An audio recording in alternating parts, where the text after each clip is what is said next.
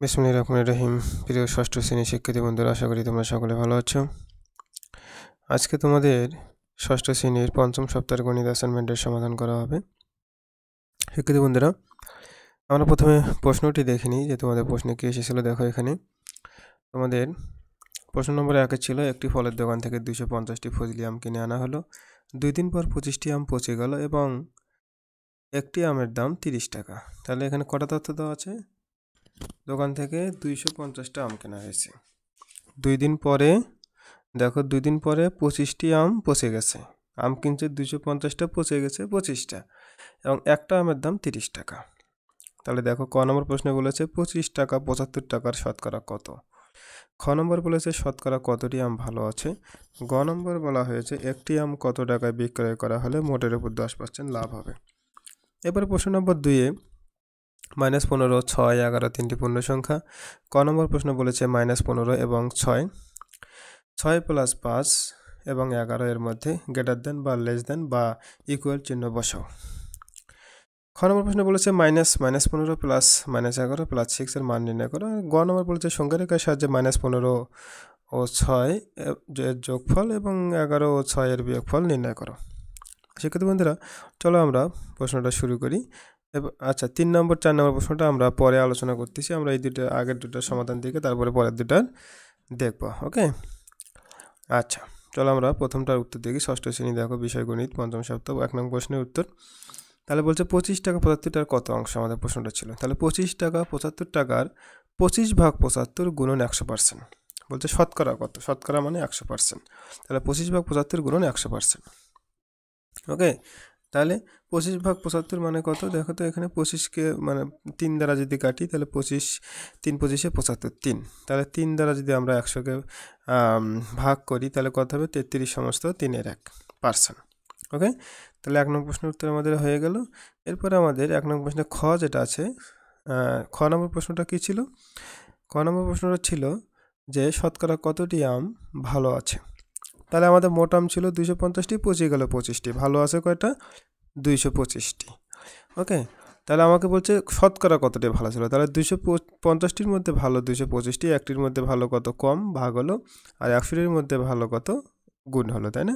225 গুণন 100 ভাগ 250। তাহলে আমরা দেখো, এখানে 0 0 কেটে দিলাম, আর 25 দিয়ে 225কে কাটলে হবে 9, 9 25 225। তাহলে উপরে আমার কত থাকলো? 9, এ পাশে কত থাকলো? 10, 9 10 90টি।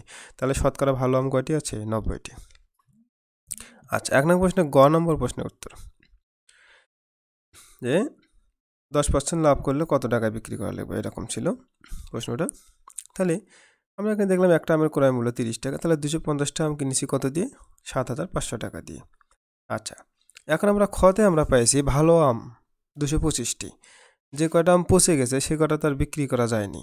তাহলে ভালো আম ছিল 225টি, তার মানে 225টি আমে আমার বিক্রি করতে হবে। অর্থাৎ যে আমরা যে 7,500 টাকা দিয়ে 250টি আম কিনেছিলাম, তাহলে 225টি আমের দামই কিন্তু এখন 7,500 টাকা হয়ে গেল, কারণ যেহেতু 25টা আম পচে গেছে।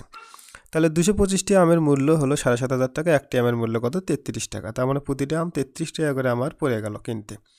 আমি অরিজিনালে কিনেছিলাম 30 টাকা, কিন্তু যেহেতু পচে যাওয়ার কারণে একটা আমের প্রতি আমার খরচ পড়লো 33.33 টাকা। তাহলে এখন কথা হলো যে, তাহলে আমাকে 100 টাকায় লাভ করতে হবে কত? 10 টাকা। তাহলে 1 টাকায় লাভ করতে হবে কত? কম, 10/100। আর 33.33 টাকায় লাভ করতে হবে কত? এটা গুণ হবে। তাহলে এটাকে আমি যদি 10 দিয়ে এটাকে গুণ করি, আমার কত হবে? 3.33। অর্থাৎ 10 দিয়ে 33 গুণ করবো, 100 দিয়ে ভাগ করবো, 3.33। ওকে, তাহলে এখন আমাদের এই টাকাটা আমাকে লাভ করতে হবে। তাহলে আমার ক্রয় মূল্য ছিল কত? 33.33, লাভ করতে হবে 3.33। তাহলে ওই দুটো যোগ হবে। তাহলে সুতরাং প্রতিটি আমকে বিক্রি করতে হবে ক্রয় মূল্য যোগ 10% লাভে। ক্রয় মূল্য ছিল 33, 10% লাভ 3.33, তার মানে কত হলো? 36.66। এত টাকা যদি আমি বিক্রি করি, তাহলে আমার 10% লাভ হবে। ওকে, তাহলে এটা আমার গ নম্বরের আনসার। শিক্ষার্থী বন্ধুরা, চলো এবার আমরা 2 নম্বর প্রশ্নটা চলে যাই। 2 নম্বর প্রশ্নটা ছিল কি এরকম, আমি আবার প্রশ্নটা দেখাচ্ছি তোমাদেরকে। 15, -15, 6, তারপরে 11 তিনটি পূর্ণ সংখ্যা। এখানে ক নম্বর প্রশ্ন -15 এবং 6, তারপর 6 + 5 এবং 11-এর মধ্যে less than greater than equal চিহ্ন বসাতে হবে। তাহলে এখানে প্রশ্নটা তোমরা দেখো, তাহলে -15 আর 6 মানে -15 এবং 6 এর মধ্যে কী চিহ্ন বসবে, কে বড়? এখানে তোমরা দেখতে পাচ্ছ যে -15 অবশ্যই ছোট, 6 অবশ্যই বড়, তার মানে এখানে লেস দ্যান চিহ্ন হচ্ছে -15 লেস দ্যান 6 মানে 6 এর চেয়ে -15 ছোট। এবং এখানে বলেছে 6 + 5 আর হলো 11, 6 + 5 আর 11 এর মধ্যে কি চিহ্ন বসবে? ইকুয়াল চিহ্ন বসবে অবশ্যই, তাই না? তার মানে 6 + 5 মানেও 11, 11 মানে তো 11ই, তাহলে অবশ্যই দুটো সমান, এই জন্য কি চিহ্ন বসলো? ইকুয়াল চিহ্ন বসলো। আচ্ছা দেখো খ নম্বর প্রশ্নটা দেখো, বলছে এত এর মান নির্ণয় করো। তাহলে আমরা লিখলাম -15 যা আছে তাই লিখলাম। এখানে মাইনাসে মাইনাসে কী হয়? প্লাস হয়, +15। এখানে প্লাস মাইনাসে -11 + 6, তাহলে যোগগুলো যোগ হয়, মানে যোগগুলো এক পাশে যোগ হয়, বিয়োগগুলো আর এক পাশে থাকে, তাই না? 15 আর 6 কত হলো 21, আর -11 মানে কত? 10। আচ্ছা এবার দেখো 3 নম্বর প্রশ্নটা দেখো, সংখ্যা রেখার সাহায্যে -15 ও 6 এর যোগফল এবং 11 ও 6 এর বিয়োগফল নির্ণয় করতে বলেছে। তো দেখো এখানে সংখ্যা রেখার সাহায্যে আমরা এটা করব। তোমরা জানো সংখ্যা রেখা এরকম করে রেখা একটা টানা হয়, এখানে বামের দিকেরগুলো হয় হলো মাইনাস, ডানের দিকেরগুলো হয় প্লাস। তাহলে আমাদের যেহেতু এখানে প্রথমটা -15 আছে, তার মানে 0 থেকে 15 পর্যন্ত আমি লিখলাম। আবার এখান থেকে বলছে 6 যোগ করতে হবে, যেন যোগ করলে ডান দিকে যেতে হবে, তাই না? বিয়োগ করলে বাম দিকে যাবো, যোগ করলে ডান দিকে যাবো। তাহলে -15 থেকে আবার এদিকে 6 ঘর চলে আসে, কত আসে? -9 এর ঘরে চলে আসে। তার মানে -15 ও 6 এর যোগফল কত হবে? -15 + 6 মানে -9। এরপর একটা ছিল কি 11 ও 6 এর বিয়োগফল। তাহলে দেখো এখানে সংখ্যা রেখার সাহায্যে আমরা 11 আর 6 এর যখন বিয়োগফল আমরা করব, তাহলে প্রথমে আমরা দেখো 11 কত? 11টা পজিটিভ, 6টাও পজিটিভ। তাহলে আমরা 0 থেকে দেখো এখানে -50 একটা লিখেছি, তুমি তাহলে -2 -3 লিখতে পারো। আমি এই দিকে আমার দরকার বেশি, 11 পর্যন্ত পজিটিভ লিখতেই হবে। তাহলে 0 থেকে আমি 11 পর্যন্ত লিখলাম, এক এক করে ডান দিকে লিখলাম। এখান থেকে 6 যদি বিয়োগ করতে হবে, 6 দিকে বামের দিকে 6 ঘর আসে, তাহলে কত থাকে? আমার 5 ঘরে এসে ঠেকলো রেখাটা। ওকে, তাহলে 11 ও 6 এর বিয়োগফল কত? 5। ওকে, তাহলে আশা করি 2 নম্বর প্রশ্ন তোমরা বুঝতে পেরেছো। ঠিক আছে বন্ধুরা, এবার আসো 3 নম্বর প্রশ্ন আমরা দেখি। প্লাস মাইনাস, তারপরে হচ্ছে ইনটু, আর হচ্ছে ডিভিশন মানে ভাগ, মানে যোগ বিয়োগ গুণ ভাগ চিহ্নের সাহায্যে লিখতে হবে। কি লিখতে হবে? এখানে 5টা প্রশ্ন আছে আমাদের। ক নম্বর প্রশ্ন, x এর 7 গুণ থেকে y এর 3 গুণ বিয়োগ করো। খ নম্বর বলছে a ও b এর গুণফলের সাথে c এর 8 গুণ যোগ করো। গ নম্বর a ও b এর যোগফলকে x থেকে y এর বিয়োগফল দ্বারা ভাগ। ঘ নম্বর বলছে x কে 9 দ্বারা গুণ করে প্রাপ্ত গুণফলকে 7 দ্বারা গুণ। উ নম্বর বলছে একটি সংখ্যা দ্বিগুণের সাথে অপর একটি সংখ্যা 3 গুণ যোগ করতে হবে। তো চলো আমরা 3 নম্বর প্রশ্নটার সমাধান দেখে নেই। শিক্ষিত বন্ধুরা, 3 নম্বর প্রশ্ন কয় ছিল x এর 7 গুণ থেকে y এর 3 গুণ বিয়োগ মানে কত? x এর 7 গুণ মানে 7x বিয়োগ 3y। তারপরে খ নম্বর প্রশ্ন বলছে a ও b এর গুণফলের সাথে c এর 8 গুণ, তাহলে a ও b গুণ করলে ab হয়, তার সাথে c এর 8 গুণ যোগ করতে হবে, মানে 8c যোগ করে দিলাম। 3 নম্বর প্রশ্ন বলছে a ও b এর যোগফলকে x থেকে y এর বিয়োগফল দ্বারা ভাগ। হ্যাঁ, তাহলে a ও b এর যোগফল মানে a প্লাস b, এটা কী করতে হবে? x থেকে y এর বিয়োগফল মানে x বিয়োগ y দিয়ে কী করেছি? ভাগ করে দিলাম। নিচে লেখা মানেই ভাগ করে দেওয়া। এরপরে ঘ নম্বর প্রশ্নটা ছিল x কে 9 দ্বারা গুণ করতে হবে, গুণ করে গুণফলকে 7 দ্বারা গুণ করতে হবে। তাহলে x কে 9 দ্বারা গুণ করে 9x গুণন কত? 7, তার মানে 7 নং 63x। সরি, এখানে 6x না হবে, হবে না, 63x হবে, মানে 7 9 63x হবে। এটা একটু তোমরা ঠিক করে নেবে, 63x। সেক্ষেত্রে বন্ধুরা এখানে হবে 63x 6 3। ওকে, এখানে আমরা একটু আমাদেরকে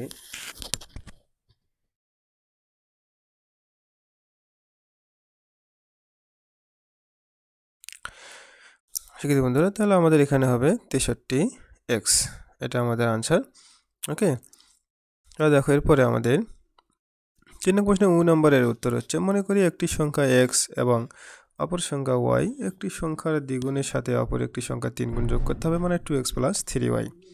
ওকে, আচ্ছা এরপরে চলো আমরা পরের প্রশ্নটাতে চলে যাই। 4 নম্বর প্রশ্ন দেখো, একটি খাতার দাম a টাকা এবং একটি বইয়ের দাম b টাকা এবং একটি কলমের দাম হলো c টাকা হলে 5টি কলম 3টি খাতার দাম কত? 10টি বই 4টি খাতার দাম কত? 8টি খাতা 6টি বই এবং 9টি কলমের দাম কত? খুবই সহজ অঙ্ক। দেখো 4 নম্বর প্রশ্ন আমরা আগে প্রথমে ধরে নেই একটি খাতার দাম a টাকা ধরে নিলাম, একটা বইয়ের দাম b টাকা, একটি কলমের দাম কত? c টাকা। এটা দেওয়া আছে কিন্তু আমাদের, দেখো প্রশ্নটা দেখো দেওয়া আছে।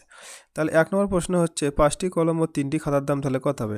5টি কলমের দাম কত? একটা কলমের দাম c, 5টি কলমের দাম 5c। 3টি খাতার দাম কত হবে? একটি খাতার দাম a, 3টি খাতার দাম 3a, তার মানে 5c + 3a। আচ্ছা, খ নম্বর ছিল 10টি বই ও 4টি খাতার দাম। 10টি বই ও 4টি খাতার দাম কত?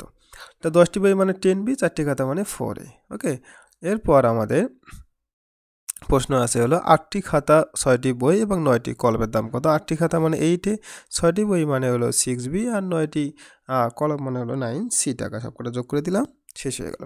তাহলে শিক্ষার্থী বন্ধুরা, তো তোমরা ভালো থাকো, সুস্থ থাকো। এখানে আমাদের সমাপ্ত হয়ে গেল। ওকে, খোদা হাফেজ।